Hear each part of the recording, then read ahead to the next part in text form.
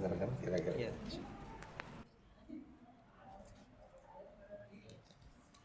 Sini nggak apa-apa. Oh ya.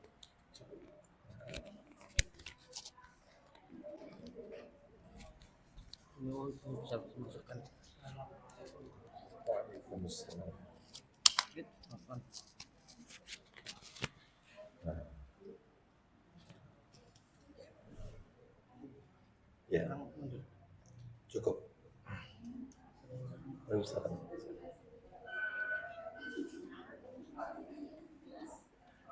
Bismillah. Assalamualaikum warahmatullahi wabarakatuh.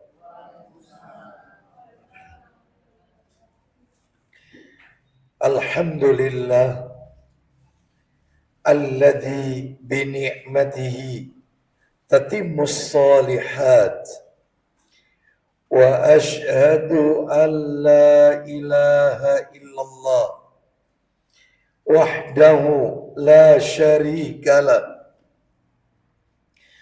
wa asyhadu anna Muhammadan abduhu wa rasuluh. Ya ayyuhalladzina amanu ittaqullaha haqqa tuqatih wa la tamutunna illa wa antum muslimun. Amma ba'du, fa inna asdaqal hadisi kitabullah wa khairal hadi hadi Muhammadin sallallahu alaihi wasallam wa syarral umuri muhdatsatuha wa kullu muhdatsatin bid'ah wa kullu bid'atin dalalah wa kullu dalalatin finnar. Ikhwan wa akhwati fillah, bapak-bapak, ibu-ibu, kaum muslimin dan muslimah, jamaah majelis taklim tazkiyatun nafas yang semoga dimuliakan oleh Allah Subhanahu wa ta'ala. Kepada pengurus Musalla Az-Zaitun, Perumahan Pondok Maritim Surabaya, yang semoga dirahmati oleh Allah Subhanahu wa ta'ala. Tidak ada kata yang patut kita ucapkan pada sore hari ini selain rasa syukur kita kepada Allah Subhanahu wa ta'ala atas segala karunia nikmat yang telah Allah berikan kepada kita. Salah satu di antara sekian banyak kenikmatan-kenikmatan yang Allah berikan kepada kita dan kita rasakan pada sore hari ini adalah Allah Subhanahu wa ta'ala kembali mempertemukan kita di salah satu rumah Allah dari sekian banyak rumah-rumah Allah yang ada di muka bumi ini, yaitu Musalla Az-Zaitun, di dalam rangka talabul ilmi, menuntut ilmu bersama majelis taklim tazkiyatun nafas. Semoga niat kita, langkah kaki perjalanan kita menuju majelis ini tercatat di sisi Allah sebagai amalan yang diterima dan diridhai oleh Allah Subhanahu wa ta'ala. Bapak Ibu kaum muslimin dan muslimah rahimani wa rahimakumullah. Sore hari ini semestinya kajian kita melanjutkan pembahasan kitab Adabul Mufrad, kitab karya Imam Bukhari. Ya. Namun karena saya melihat berdekatannya waktu dengan bulan Ramadan, maka materi pada sore hari ini kami memanfaatkan untuk menyampaikan seputar Ramadan. Baik. Kami beri judul saja materi kita pada sore hari ini, ya, amaliyah di bulan Ramadan. Amaliyah di bulan Ramadan. Baik. Bapak Ibu sekalian, rahimani wa rahimakumullah. Jadi saya tidak melanjutkan pembahasan kitab Adabul Mufrad. Ya. Itu kan dibagikan ya, fotokopiannya ya. Jadi ibu-ibu mau dibolak-balik tetap tidak ada di situ. Ya, karena itu adalah pembahasan materi bulan yang lalu. Sudah tuntas. Nomor 13 kan itu ya. Ya, Adabul Mufrad hadis nomor 13 sudah tuntas. Hari ini kita membahas seputar Ramadan. Bapak Ibu sekalian, rahimani wa rahimakumullah, tanpa terasa sore hari ini kita sudah memasuki tanggal 23 Sya'ban 1447 Hijriah. Itu artinya tinggal tersisa 6 hari lagi atau 7 hari lagi kita akan memasuki Ramadan 1447 Hijriah. Maka sebagai bentuk persiapan kita di bulan Ramadan nanti, tentunya kita bertanya di dalam hati, apa yang harus kita lakukan di bulan Ramadan nanti? Amalan-amalan apa sajakah yang diajarkan untuk ditekankan, dilakukan di bulan Ramadan tersebut. Nah, oleh karena itu kita akan membahas amaliyah di bulan Ramadan. Baik. Bapak Ibu sekalian, kaum muslimin dan muslimah rahimani wa rahimakumullah. Sebelum kami sebutkan satu persatu, ya, amalan-amalan apa saja yang semestinya kita lakukan di bulan Ramadan, maka sebagai kata pengantar atau muqaddimah, saya ingin memberikan 2 penekanan, 2 poin yang ingin kami sampaikan sebagai kata pengantar atau muqaddimah. Apakah dia? Nah, ini yang perlu diketahui ya, yang harus kita ketahui bersama. Ya. Yang pertama, Bapak Ibu sekalian, bahwasannya ibadah puasa di bulan Ramadan merupakan bagian dari ibadah di dalam Islam. Bagian dari ibadah. Nah, jadi puasa Ramadan bagian dari ibadah di dalam Islam. Dan yang namanya ibadah, apapun itu bentuknya, sholatkah, zakatkah, puasa Ramadankah, haji, umrah, berzikir, membaca Al-Quran, ya, termasuk juga berdoa, menikah, semua ibadah tidak akan pernah diterima oleh Allah kecuali kita melakukan 2 syarat. 2 syarat agar ibadah kita diterima oleh Allah Subhanahu wa ta'ala.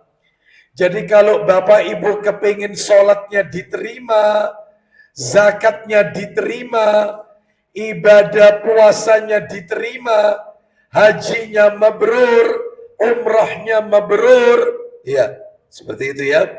Doanya makbul, diterima, ya. Semuanya pengen diterima, maka kita harus melakukan dua syarat. Dua syarat agar ibadah kita diterima oleh Allah Subhanahu wa taala. Apakah dia? Yang pertama syaratnya, ibadah itu harus dilakukan ikhlas karena Allah.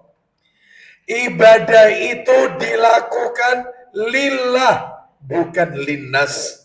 Harus karena Allah, bukan karena manusia. Ibadahnya tidak butuh validasi. Ibadahnya tidak butuh apresiasi. Ibadahnya tidak butuh pujian, sanjungan. Ibadahnya betul-betul karena Allah.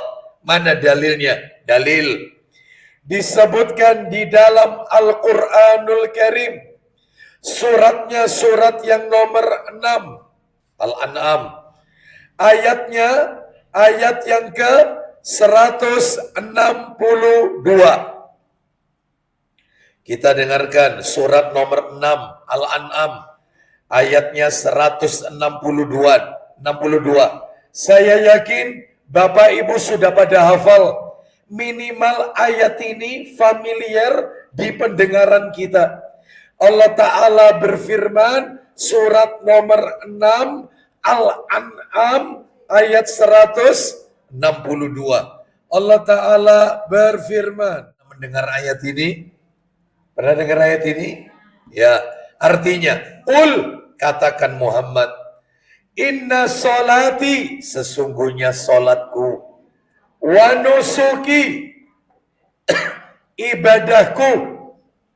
Ya, itu kalau terjemahan Depak. Kalau terjemahan tafsir Ibnu Katsir, wa nusuki artinya kurbanku. Gak apa-apa, kurban juga bagian dari ibadah.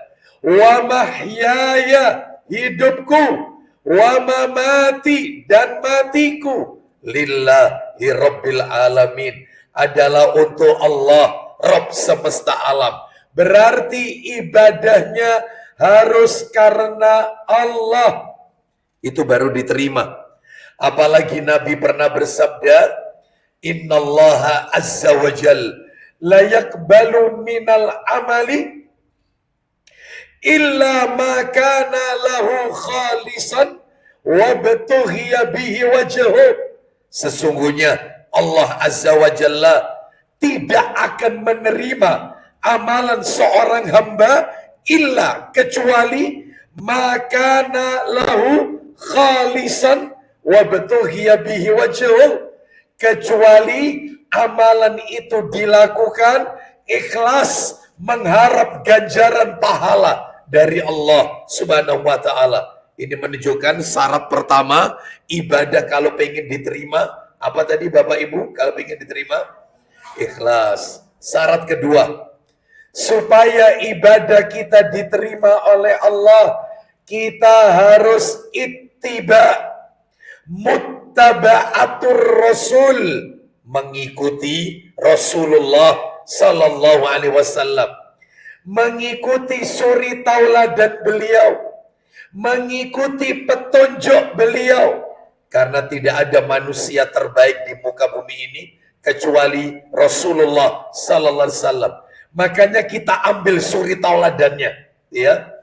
Mana dalilnya? Ibadah itu harus mengikuti petunjuk Nabi. Jadi kalau tidak mengikuti petunjuk Nabi, maka amalnya tertolak. Dalilnya riwayat Muslim, dalam Sahih Muslim nomornya 1718.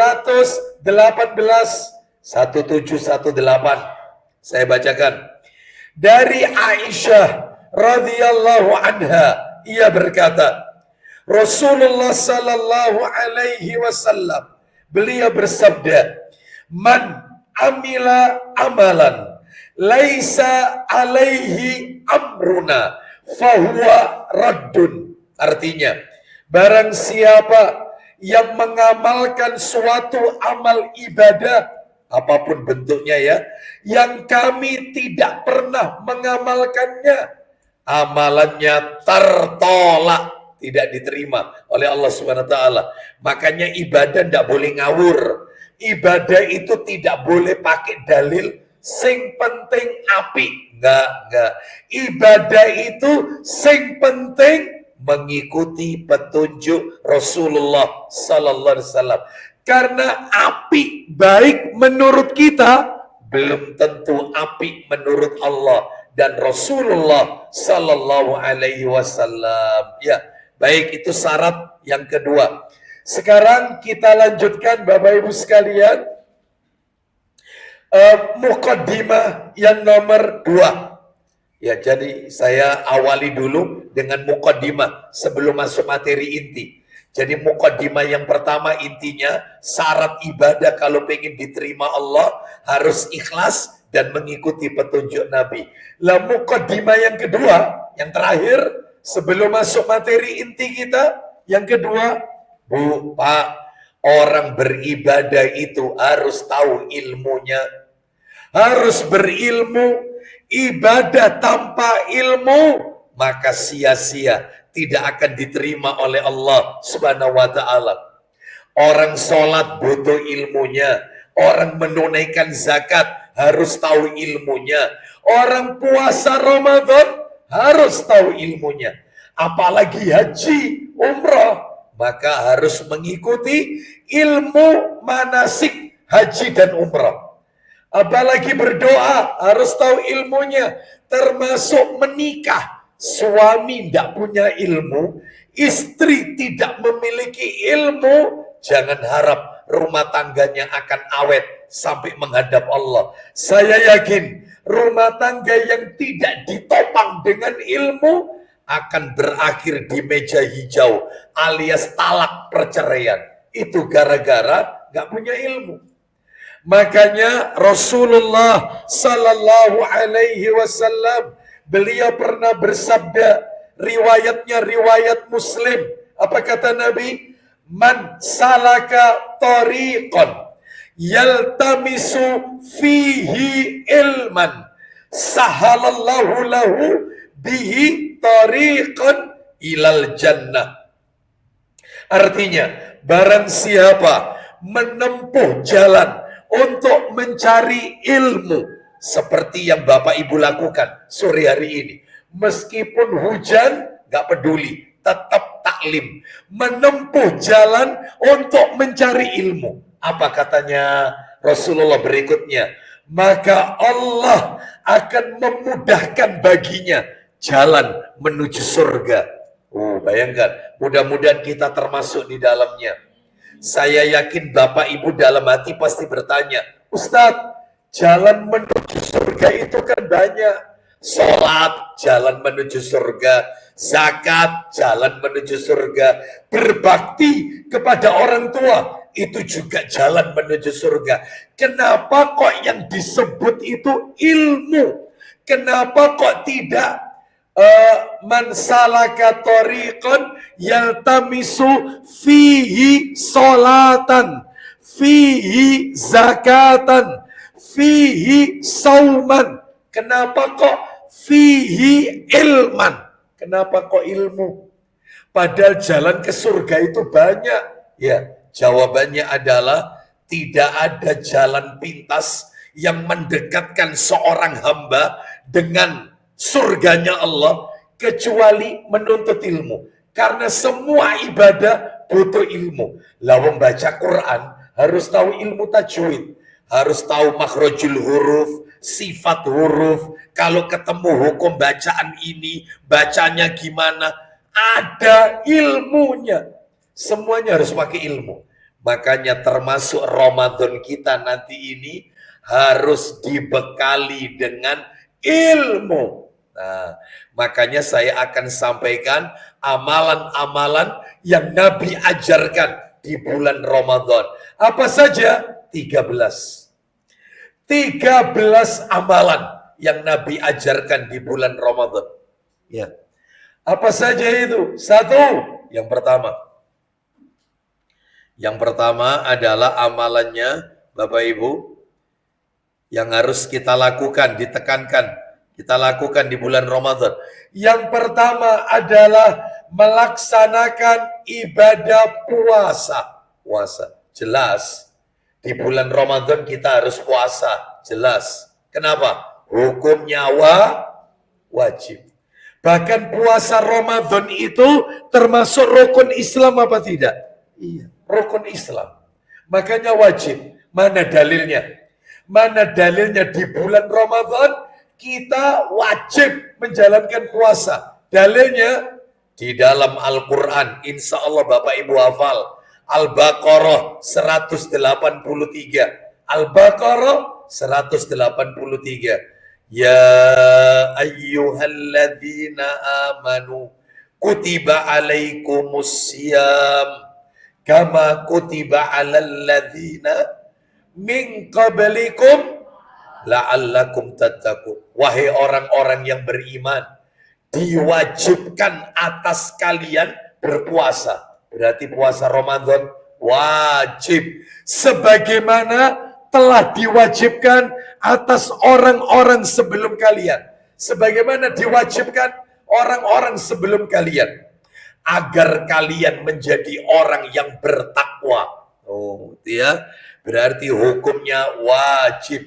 Bahkan Nabi juga pernah bersabda, riwayat Bukhari, apa kata Nabi? Man soma Ramadhana imanan wahtisaban ghufiralahu ma taqaddama min dambihi. Artinya, barang siapa yang berpuasa di bulan Ramadan karena iman dan mengharap pahala, maka Allah akan ampuni dosa-dosanya yang telah lalu.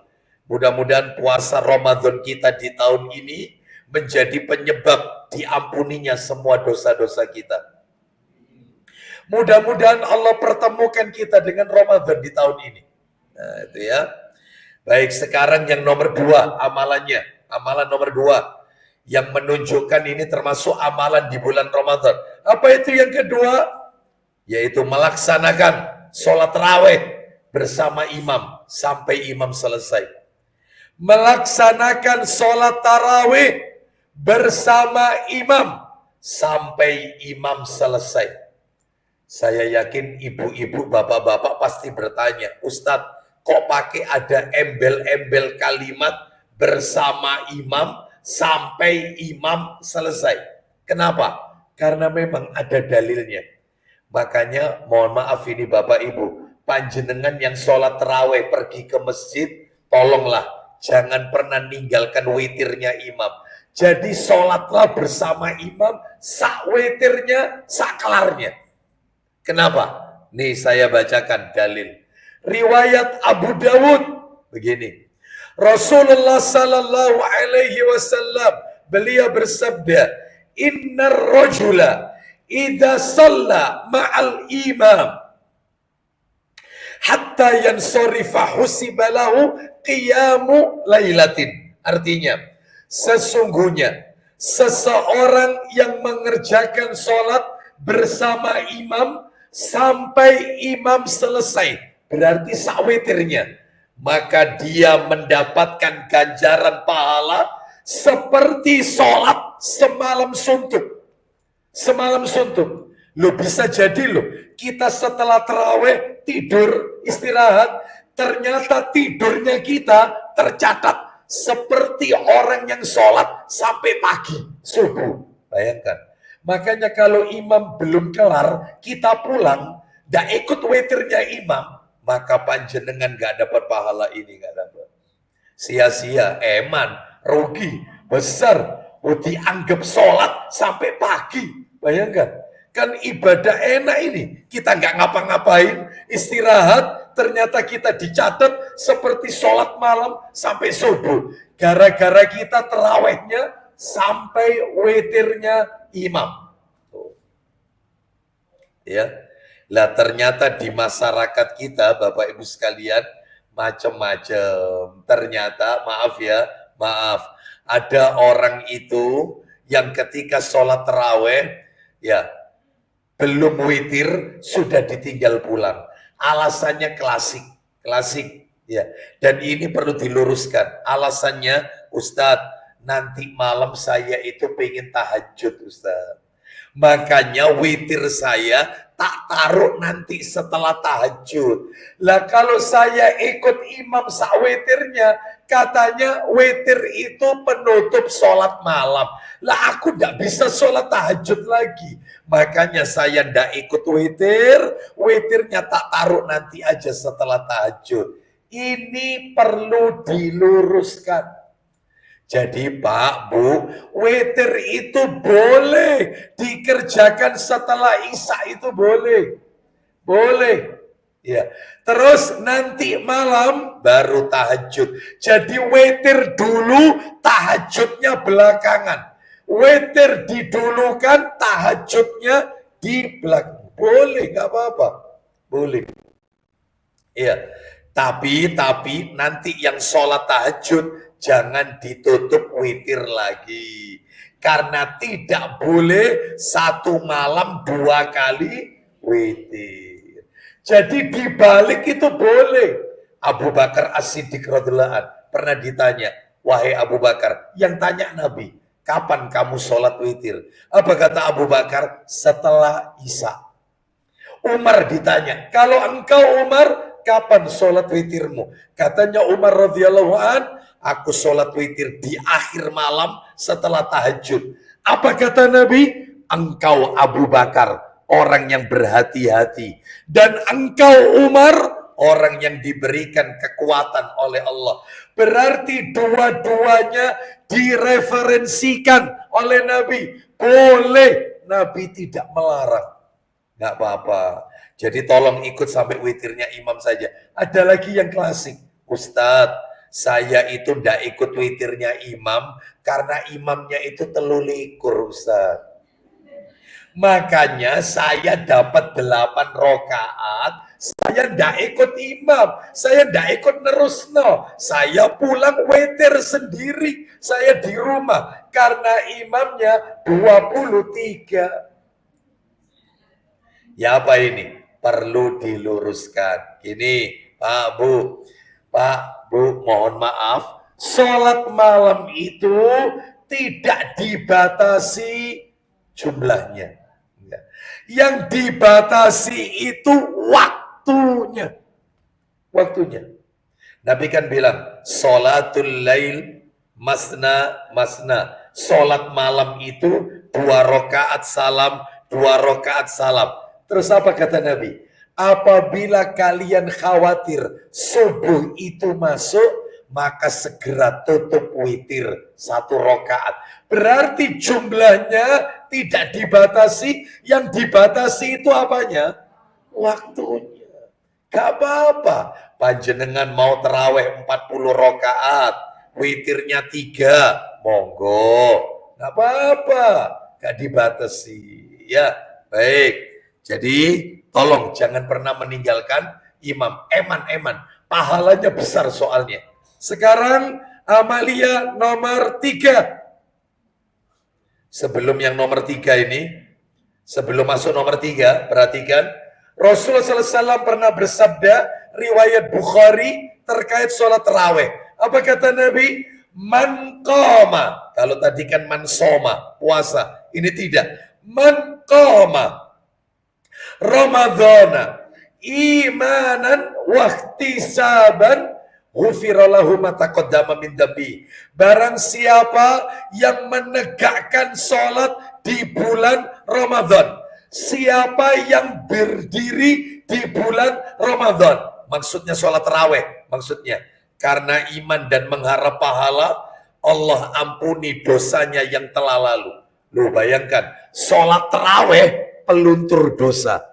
Makanya jangan sampai ninggalkan sholat tarawih. Ustadz, wanita perempuan tarawihnya di masjid apa di rumah? Bu, mohon maaf. Apa kata Nabi? Sebaik-baik sholat untuk wanita di mana? Di rumahnya. Apalagi dia berjamaah sama anak perempuannya. Saya tanya, ya kira-kira wanita kalau ke masjid dilarang apa tidak? Tidak. Ya tidak dilarang. Silakan ke masjid. Asalkan memenuhi syarat.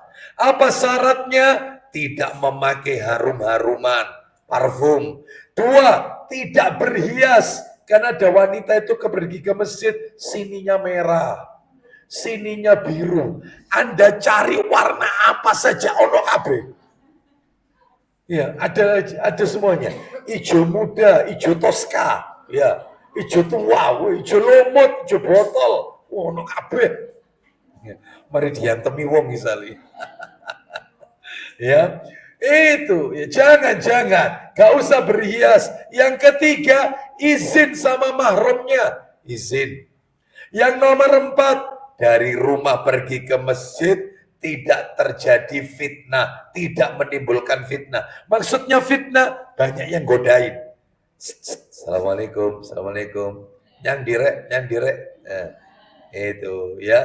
Terutama wanita yang terkenal kecantikannya. Lah kalau tidak cantik, pas-pasan. Ya dijawab sendirilah ibu-ibu ya.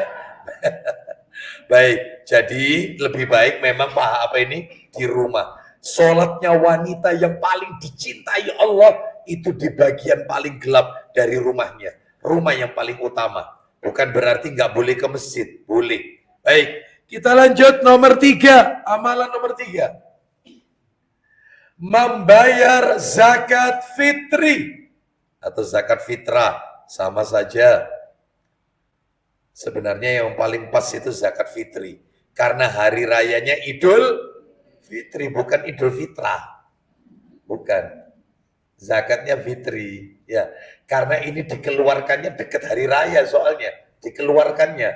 Makanya zakatnya yang benar kalau nulis itu zakat fitri, bukan zakat fitrah. Tapi nggak apa-apa zakat fitrah, boleh sah-sah saja. Dalilnya di mana? Dalil. Kok kita disuruh bayar zakat fitri? Dalilnya adalah hadis. Nanti kalau ini ketinggalan catatannya, nanti materi ini tak share lengkap dengan dalilnya. Saya share nanti materi ini. Nah, disebutkan di dalam riwayat Abu Dawud, Rasulullah SAW bersabda, Ibnu Abbas radhiyallahu anhu berkata, faradha Rasulullah sallallahu alaihi wasallam zakatal fitri tuhratan lis-shaimi minal laghwi warrafat. Oh, jelas sekali. Artinya Rasulullah SAW mewajibkan zakat fitrah, mewajibkan zakat fitri bagi orang yang berpuasa untuk mensucikan orang yang berpuasa dari perkara yang sia-sia, yang tidak bermanfaat. Bu, Pak, maaf. Sadar tidak sadar? Sadar tidak sadar? Terkadang orang itu ketika puasa Ramadan, lisannya terkadang ngomongin orang, ngegosip, ya. Apalagi yang digosipi ustadznya sendiri. Nah, ya, seperti itu, rasan-rasan, ya, riba. Ternyata yang bisa menyucikan itu zakat fitrah. Zakat fitrah itu bisa menghapus. Makanya supaya kita suci lagi, zakat fitrah jangan sampai nggak dikeluarkan. Ustadz, anak saya sudah bekerja, sudah punya penghasilan sendiri, cuman makannya, tidurnya ikut saya papanya, belum berumah tangga, tapi wis dapat gaji. Itu zakat fitrahnya saya bapaknya yang ngeluarkan, atau dia sudah kena kewajiban bayar dewe-dewe?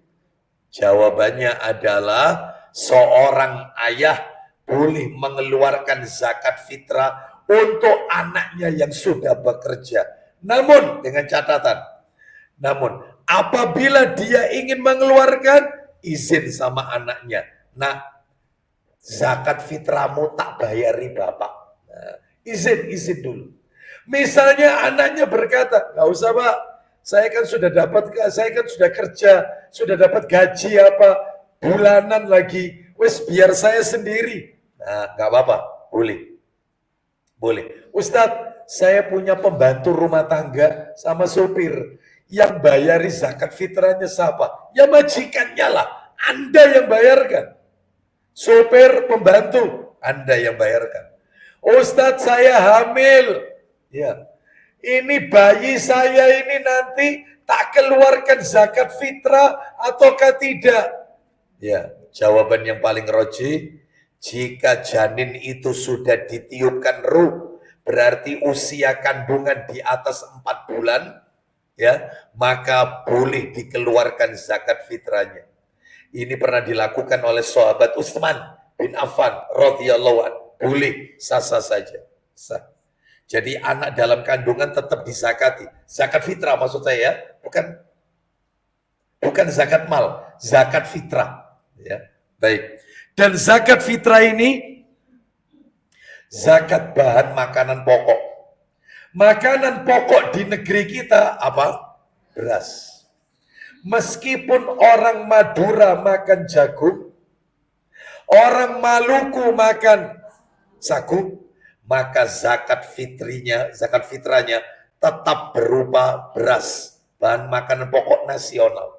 Berapa kilo Ustaz? Ya setelah dikonversi, karena di zaman Nabi kan pakai kurma, zakat fitrahnya kurma. Lah kurma Indonesia beras. Antara kurma sama beras, ini timbangannya beda ini. Maka setelah dilakukan, setelah dikonversi, ternyata yang paling benar, yang paling kuat 3 kilogram. Sebab beras itu ya macam-macam. Ada beras itu yang potongan kecil-kecil, ya. Ada yang rodok panjang-panjang. Ada yang seperti beras apa yang dipakai nasi kapsa, nasi Arab basmati, panjang-panjang. Nah itu beda lagi itu. Makanya paling aman 3 kilo, paling aman. Ustadz tak bayar pakai uang, nggak boleh, nggak boleh. Harus dengan beras bahan makanan pokok.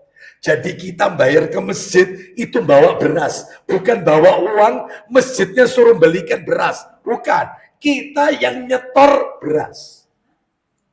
Paham maksudnya? Paham ya? Jadi kita nyetor ke masjidnya bukan uang, tapi beras. Nah, itu ya. Baik, makanya di spanduk-spanduk itu banyak yang salah.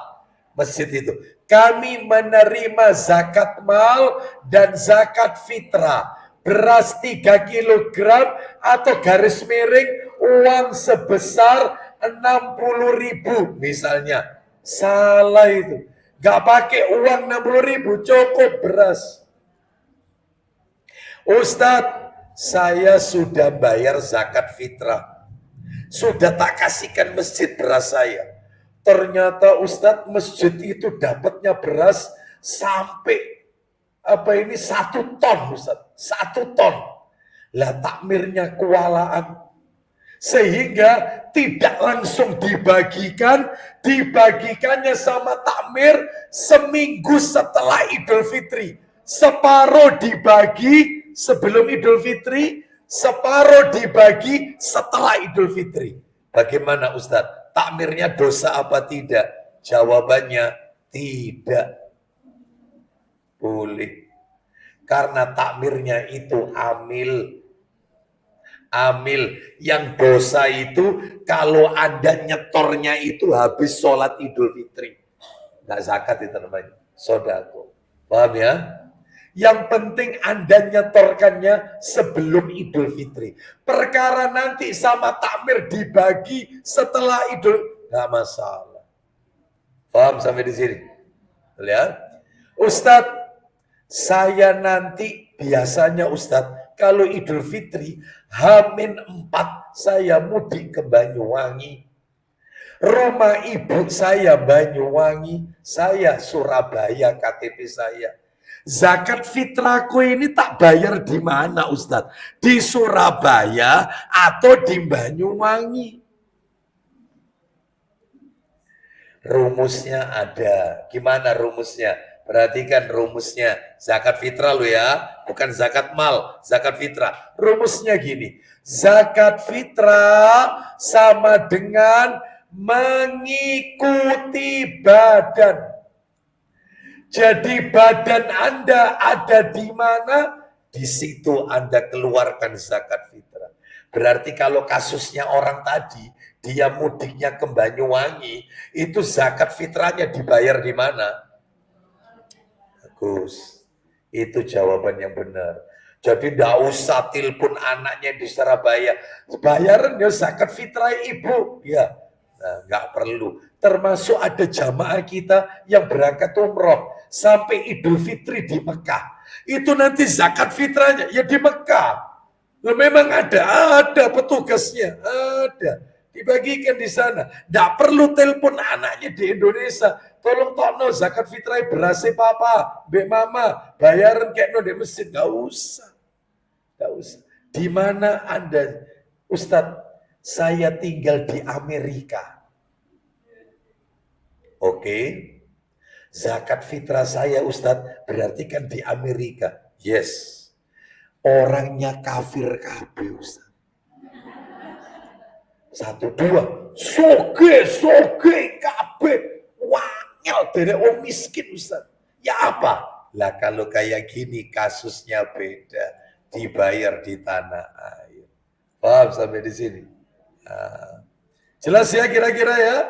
Jelas ya, saya kasih contoh-contoh banyak sekali. Baik, sekarang kita masuk amalan yang nomor 4. Nomor 4, memperbanyak sodako. Jangan pelit. Kalau Ramadan itu gencar sodakonya. Lah ini tidak. Kalau waktunya Ramadan, ya pagernya digembok pakai gemboknya kapal. Masya Allah. Seperti itu. Ya. Sampai kalau ada orang miskin dikasih alarm. Lewat dok rumahnya. Ya Allah, bakhil ini ya. Nggak boleh. Ya, akhirnya sering bunyi karena kucing seliweran. Ya, kucing seliweran. Jadi bunyi terus alarmnya. Jadi memperbanyak sodako. Kenapa? Jawabannya dalilnya adalah kita lihat nih. Dalilnya riwayat Bukhari. Dalam Sahih Bukhari. Saya bacakan. Rasulullah sallallahu alaihi wasallam beliau bersabda, kok Rasulullah bersabda? Saya ulang ya. Ibnu Abbas radhiyallahu anhuma berkata, kana Rasulullah sallallahu alaihi wasallam ajwadan nas wa kana ajwada ma yakunu fi Ramadan. Rasulullah sallallahu alaihi wasallam itu orang yang paling dermawan dan akan tampak lebih dermawan lagi kalau sudah masuk Ramadan. Sampai-sampai diibaratkan seperti angin kencang yang berhembus, gencar sodakonya. Nah itu mestinya ya. Baik. Jadi sodakonya ditingkatkan, terutama Bu, maaf ini Bapak Ibu. Kalau nanti mau Ramadan, terutama berikan kepada keluarga kita yang miskin. Dari ayah kita dan ibu kita. Berasnya dipepei, dikasih kurma untuk sahur sama berbuka. Nah itu ya. Terus kemudian dikasih air mineral berapa dus ya untuk buka puasanya. Dikasih minyak goreng, sembako lah, sembako. Dipepei. Siapa dari bapakku yang miskin? Siapa dari ibuku yang tidak mampu? Itu yang diutamakan sebelum dikasihkan ke orang lain. Sehingga nanti kalau masuk Ramadan dia tidak bingung. Tidak bingung. Tuh, seperti itu. Baik, kita lanjutkan. Yang nomor 5, memperbanyak membaca Al-Quran. Ditingkatkan. Memperbanyak membaca Al-Quran. Saya tanya sama ibu-ibu. Bu, panjenengan tahun yang lalu hatam Quran berapa kali? Alhamdulillah belum hatam. Ya, 1 kali. Alhamdulillah tahun ini ditingkatkan. Kenapa? Kalau kita lihat dalam sejarah, Utsman bin Affan radhiyallahu an hatam Quran 30 kali. Sebulan, sehari sekali. Ada lagi yang lebih canggih.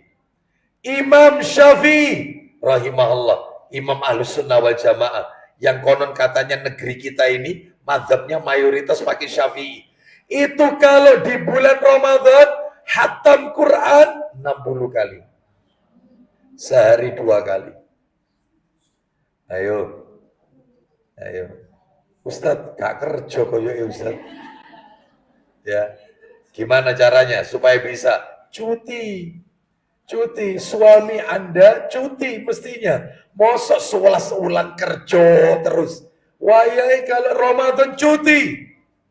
Khusus ibadah. Itu delek dunya tak 11 bulan. 1 bulan khusus libur cuti. Ya dipecat Ustaz. Nah, ini masalahnya ya. Ini nanti tidak dapat THR Ustaz, eman Ustaz. Berarti dunianya lebih besar daripada akhiratnya yang ada dalam hati. Ulama-ulama dulu bahkan maka dihentikan semua pekerjaan. Khusus baca Quran. Tingkatkan. Terus nomor 6. Nomor 6. Amalan nomor 6. Memberi makan orang yang berbuka puasa. Memberi makan orang yang berbuka puasa. Apa sabdanya Nabi? Nabi SAW bersabda, riwayat Ibnu Huzaimah dan An-Nasai. Nabi bersabda, man fattara sa'iman kana lahu mislu ajrihim. Barang siapa yang memberi buka puasa orang yang berpuasa, dia mendapatkan pahala seperti orang yang berpuasa. Jangan diremehkan air mineral. 1 dus bukan yang kayak gini. Ini kan botol. Ini yang cup, yang gelas. Isinya 48. Itu Anda taruh di masjid untuk buka puasa. Tiap orang ngambili satu-satu. Anda dapat pahala 48 orang yang berpuasa. Apalagi pakai ditambahi kurma. 1 dus, 2 dus. Berapa butir isinya itu? Banyak pahalanya. Apalagi pakai ditambahi dikasih nasi bungkusan. Meskipun tak tiap hari itu 5 bungkus, tapi pahalanya besar. Seperti mendapatkan pahala orang yang berpuasa itu. Nah itu ya, makanya kalau ngasih buka puasa ya ikannya yang layak lah. Hari pertama nasi kabuli. Hari kedua nasi kapsa, hari ketiga nasi mandi, hari keempat nasi bukhori, hari kelima kambing guling. Ya, itu kalau tiap hari musola Az-Zaitun gitu terus, insya Allah saya kesini terus.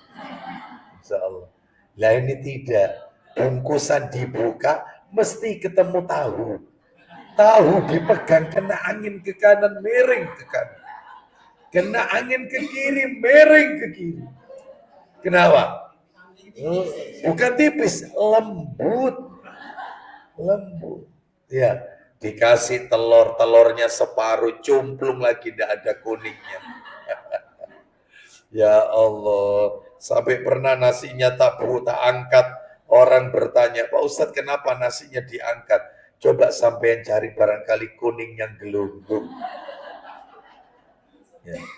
Sambelnya banyak sambelnya. Lah ini kan menu penyiksa orang kayak gini. Gak ada orang terawih sakit perut semua kalau kayak gini. Itu ya, kasih kurma juga gitu. Kasih yang paling bagus. Paling tidak rutop. Oh, ya larang Ustaz. Rutop, iyalah. Harus tempatnya freezer kan itu. Minimal sukari. Sebab ada jamaah itu pada waktu berbuka dikasih kurma. Itu cuma dimodok kurma itu. Disesep. Saya bilang, Pak itu bukan permen itu Pak. Itu kurma. Sampean makan. Aku gak duwe untu Ustaz. Lah iki kurma alot. Jadi dimodok sama dia. Sampean kalau kepingin makan kurma itu Pak, karena alot, sampean bawa pulang, sampean kukus Pak. Loh, ini kan nemen yang kayak gini. Kasih yang terbaik, ya seperti itu. Baik, kita lanjutkan. Kita lanjutkan. Nomor berapa ini? 7. Nomor 7. melakukan umroh. Mudah-mudahan kita termasuk di dalamnya. Melakukan umroh di bulan Ramadan. Kenapa? Beda sendiri nih pahalanya. Ganjarannya beda sendiri. Nabi ditanya, "Ya Rasulullah, fama ya'dilu hajja ma'ak?" Wahai Rasulullah, amalan apa yang setara dengan haji bersamamu? Kata Nabi, umratun fi Ramadan. Umrah di bulan Ramadan. Jadi ganjarannya kayak haji bersama Rasulullah sallallahu alaihi wasallam. Besar gini kan ganjarannya, tapi ya gitu mahal. Tidak ada umroh Ramadan murah, tidak ada kecuali backpacker. Backpacker sudah nggak dapat sahur, nggak dapat buka puasa, tidurnya di masjid. Ya udah, wis kayak orang apa gitu sudah. Wis. Atau sekamar isinya 12 orang. Sehingga cuma netep tas tok, nggak bisa tidur di kamar. Lawang ya apa semuanya full tas. Kamar mandi satu nanti gantian. Itu backpacker rotok murah dan jauh hotelnya, jauh. Tapi kalau kepingin deket, ya saya kemarin tanya, ada Ustadz, enak Ustadz. Hotelnya Ustadz, belakangnya Zam-Zam. Wah, enak ini. Madinahnya gimana? Madinahnya dekat. Buka pintu hotel, langsung halaman Masjid Nabawi. Iya. Sahur buka, ya sudah full pot Ustadz. Ya dapat dari hotel. Nggak usah mikiri Ustadz. Enak dong pokoknya ibadah enak. Piro. Satu orang Ustadz 130 juta. Satu orang 130. Masya Allah. Lah itu kalau berangkat 4 orang, lah sudah 520 juta, setengah M. Berapa hari umrohnya? 17 hari. Masya Allah. Kalau sudah gitu Bu, nggak ada barang murah kalau Ramadan. Kalau kepingin murah, ya enak, murah setelah Ramadan. Nah itu murah-murahnya itu ya. Tak kasih bocoran panjenengan. Baik, kita lanjutkan. Soalnya saya orang travel soalnya. Ya, baik. Sekarang nomor berapa? 8. Mengoptimalkan ibadah pada saat Lailatul Qadar. Mengoptimalkan ibadah pada saat Lailatul Qadar. Lailatul Qadar. Mana dalilnya? Dalilnya adalah disebutkan di dalam hadis riwayat Bukhari. Saya bacakan. Rasulullah SAW bersabda, "Man yakum Lailatul Qadri imanan wa ihtisaban, ghufira lahu ma taqaddama min dambi." Barang siapa yang sholat di malam Qadar, yang qiyamul lail, yang jam 1 malam, yang pakai kunut witir itu. Nah, siapa yang menghidupkan malam Qadar dengan sholat ya, karena iman dan mengharap pahala, Allah ampuni dosa-dosanya yang telah lalu. Makanya kalau sudah Lailatul Qadar diperbanyak doa. Doa saat Lailatul Qadar. Apa yuk? Doa pas Lailatul Qadar. Allahumma innaka afuwun tuhibbul afwa fa'fu anni boleh, fa'fu anna boleh. Nah, seperti itu ya. Allahumma innaka afuwun tuhibbul afwa fa'fu anni. Ya. Ustadz ada yang ditambahi karim. Allahumma innaka afuwun karim tuhibbul afwa fa'fu anni. Dalilnya lemah. Ditambahi karim, lemah. Ya, sebaiknya yang sahih, Allahumma innaka afuwun tuhibbul afwa fa'fu anni. Baik. Itu kalau sudah 10 hari terakhir Ramadan, sering-sering baca itu. Di mobil lagi berkendara, meskipun tidak malam hari, siang hari, pagi. Allahumma innaka afuwun tuhibbul afwa fa'fu anni. Allahumma innaka afuwun tuhibbul afwa. Terus baca itu. Ya. Berikutnya nomor 9. Nomor 9. Jauhi ucapan-ucapan dusta koma, kotor, koma, keji. Jauhi ucapan-ucapan dusta, kotor, keji, jauhi.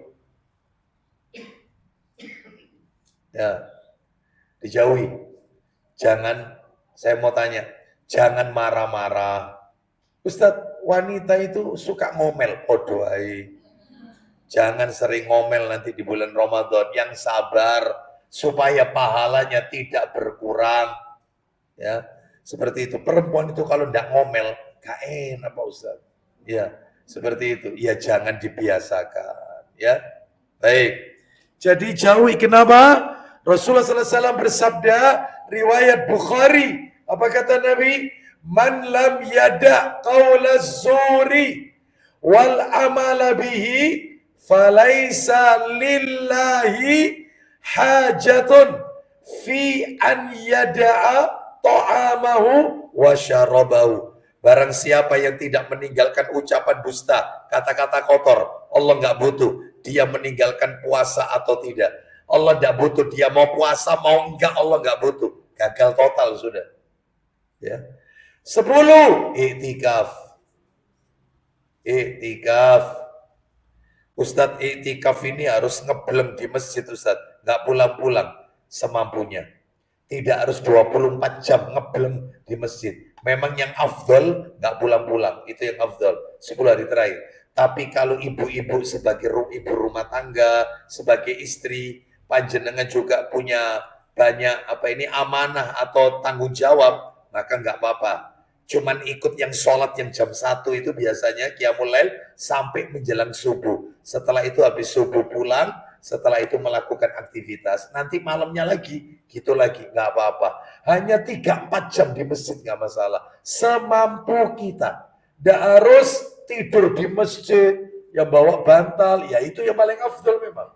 Bawa bantal, bawa guling, bawa macam-macam. Ya. Bahkan ada yang bawa tenda. Di area masjid itu, halaman masjid bagian luar, halaman masjid, itu banyak tenda-tenda. Nah, kayak gitu ya. Maka tentunya wanita kalau mau itikaf ada syaratnya. Keluar masuknya wanita ke toilet tidak diketahui laki-laki. Jangan sampai menimbulkan fitnah.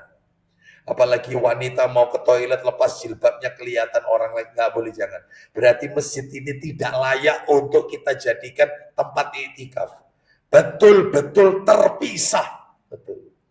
Cari banyak masjid kayak gini. Banyak. Masjid kami di Nur Sunnah begitu. Sambil berumu ini, sambil berumu. Ya, gitu. Jadi wanita taruh lantai atas. Di atas kita siapin kamar mandi. Gitu. Bahkan kalau bisa, kalau dia nginep tidur di situ, kita tutup blek pakai tabir. Kita siapin. Yaitu televisi. Loh, nonton drakor? Bukan. Ya. Jadi kalau pagi, yaitu misalnya letih, itu sambil relay atau mendengarkan kajian ustadz-ustadz kita. Kita sambungkan Roja TV dan seterusnya. Jadi sambil taklim, dia tidak kemana-mana di masjid. Buka puasa kita siapin, sahur kita siapin, semuanya. Gitu ya. Baik, mestinya masjid harus begitu. Ya, baik, kita lanjutkan. Iktikaf berapa hari? 10 hari. Ya. Lebih boleh Ustadz, nggak apa-apa. Nabi itu menjelang wafat, Nabi iktikaf 20 hari. Menjelang wafat, semakin tua bukan semakin kendor, semakin semangat Rasulullah itu. Nah, itu ya. Baik. Nomor 11, memperbanyak doa. Kalau di bulan Ramadan perbanyak doa. Bu, mohon maaf. Mohon maaf, mumpung ketemu ibu-ibu ini. Sayang di sini tidak ada bapak-bapak. Tolong Bu ya, mohon maaf ini. Sampaikan ke suami panjenengan. Kalau ada yang protes, tidak setuju, kasih alamat saya atau saya yang datang ke rumah ibu. Pakai dalil. Ya. Jangan ibu-ibu kalau waktunya Ramadan disibukkan masak-memasak. Jangan. Jangan uplek do pawon terus, jangan. Buat kue, buat ini enggak ada. Kalau Anda punya uang, Anda beli lebih baik. Seperti itu. Jangan dipawon terus. Loh Ustadz katanya melayani suami, benar. memang melayani suami. Tapi ada yang lebih utama dari itu apa? Baca Quran. Hatamkan sampai beberapa kali. Zikir dan seterusnya. Lah kalau terus apalagi suaminya rewel, kau niki buko gak gaya apa-apa, akhirnya buat ini, masa ini, menikah masa apa, masa iki, waduh, kapan, giliran terawih, pegel wisan.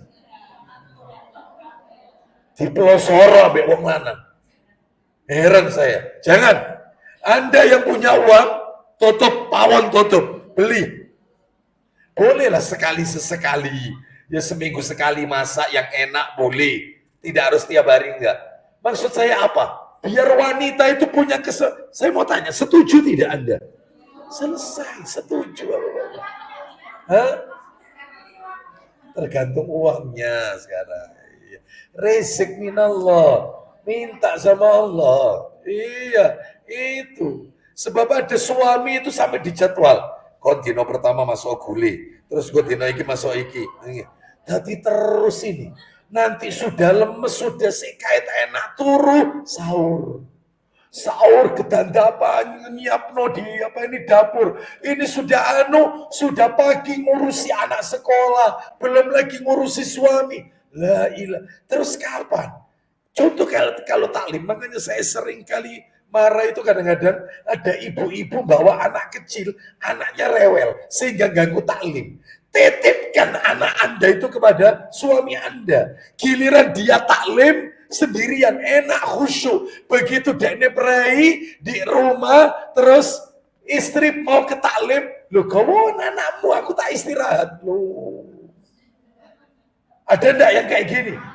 Suami yang baik mestinya anakmu tak cekeli. Biar kamu taklimmu khusyuk. Taklim, tak cekeli, tak gowo. Taklimmu kau berangkat toh, tak cekeli, tak ngomong no anakmu. Itu mestinya.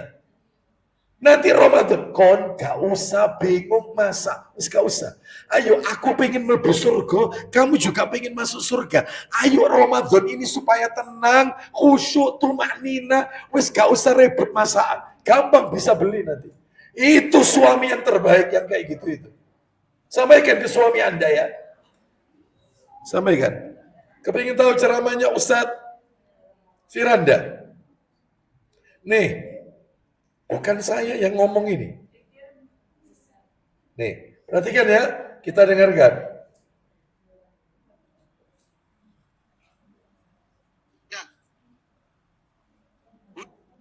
Bentar ya, kita dengarkan. Selalu bikin agenda masak-masak ketika bulan Ramadan. Udah, gojek aja, nggak usah macam-macam. Kecuali nggak punya duit di rumah. Kalau punya duit, gojek aja. GoFood.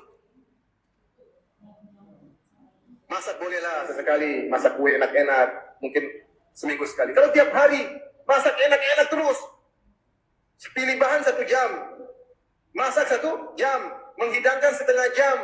Ya Allah, 2,5 jam, 3 jam tiap hari hilang rugi. Bukan berarti tidak ada pahala, ada, tapi ada yang lebih bagus. Baca Quran, berzikir, ikut kajian, baca tafsir lebih bagus. Bukan saya marah masak, silakan masak, tapi kurangi, jangan malah bulan Ramadan habis waktu untuk apa? Masak. Jadwal masak selama. Ya, sampaikan ke suami Anda ya, sampaikan. Kirim salam dari Abu Aslam. Mas, dino iki Ramadan tahun ini prai gak masak aku. Ya, sampaikan. Prai, aku kepingin khusyuk. Nah, gitu ya. Baik, sampaikan. Kita lanjutkan. Ya. Sekarang nomor berapa sekarang? 12. 12 adalah mengakhirkan sahur, menyegerakan berbuka. Mengakhirkan sahur, menyegerakan berbuka. Nih tak kirim ke Bu siapa ini? Bu Fitri ya. Ada Bu Fitri nih ya. Ya. Sebentar.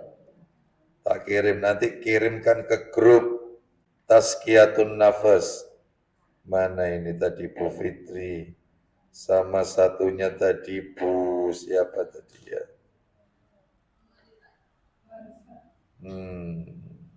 Ya, ada tadi yang mengingatkan saya tadi. Baik, catat tadi. Nah ini Ummu Anissa, Bu Tati ya. Dah saya kirim. Masuk. Oh, langsung belum ngebel rumah itu sudah di setel langsung. Dari luar videonya langsung di setel langsung. Baik, kita lanjutkan. Jadi tadi sahurnya diapakan? Diakhirkan. Berbukanya? Bu, sahur itu jangan terlalu awal. Diakhirkan aja. Jam berapa Ustadz? Memang Bu, di zaman Nabi tidak ada jam. Nggak ada. Tapi ukurannya pakai ayat Al-Quran. Berapa ukurannya? Sahurnya Nabi sama adzan subuh. Ukurannya 50 ayat Al-Quran. Saya pernah praktek, saya coba, saya carikan ayat yang panjang-panjang di tengah-tengah Al-Baqarah. Karena itu panjang. Sambil lihat waktu. Ternyata 50 ayat Al-Quran, kalau kita baca tartil, ya pelan-pelan, 40 menit, Bu. 40 menit. Jadi kalau subuh jam 4, berarti sahur panjenengan yang paling afdol, setengah 4 lah. Itu cukup sudah. Jangan sahur jam 2. Bahkan mau tidur habis terawih, aku tak sahur saiki kok jadi tangeni. Ada ndak yang kayak gini? Nah, itu namanya bukan sahur, itu makan malam. Ya, cuman ganti jam saja, ya. Baik. Karena apa? Karena itu yang sesuai sunnah. Kita lanjutkan. Yang nomor 13 terakhir. Nomor 13 terakhir. Tetap semangat di bulan Ramadan. Tetap semangat di bulan Ramadan, koma. Jangan lesu, jangan malas. Tetap semangat di bulan Ramadan. Jangan lesu, jangan malas. Ya, harus semangat. Jangan puasa dapat 1 hari jalannya nyeret. Sampai kenapa kok nyeret? Poso aku, ya semuanya puasa, tapi nggak kayak kamu puasanya, ya. Bibirnya dikering-keringkan gitu ya. Itu terus apa itu puasanya tidur terus. Itu gara-gara hadis naumus shaim al ibadah. Tidurnya orang puasa itu hadis palsu, ibu-ibu. Nggak pernah Nabi ucapkan itu. Itu bukan berarti tidak boleh tidur, ya boleh. Karena ada orang itu habis sahur tidur, bangunnya zuhur. Habis sholat zuhur tidur lagi, bangunnya waktunya buka puasa. Kalau setahun puasa Ramadan gini terus, insya Allah kuat. Ya, nggak boleh, mestinya banyak ibadah. Ya, wallahu a'lam bishawab. Demikian yang bisa kami sampaikan. Semoga menjadi tambahan ilmu yang bermanfaat. Mudah-mudahan Allah pertemukan kita dengan bulan Ramadan di tahun ini. Mudah-mudahan Ramadan tahun ini bukanlah Ramadan yang terakhir bagi kita. Tetapi Allah memberikan kesempatan kepada kita untuk menikmati indahnya Lailatul Qadar di masa-masa yang akan datang. Kita tutup. Wassallallahu ala nabiyyina wa ala alihi wa sahbihi wasallam. Subhanakallahumma wa bihamdika. Asyhadu an la ilaha illa anta. Astaghfiruka wa atubu ilaik. Wa akhiru da'wana anil hamdulillahi rabbil alamin. Assalamualaikum warahmatullahi wabarakatuh.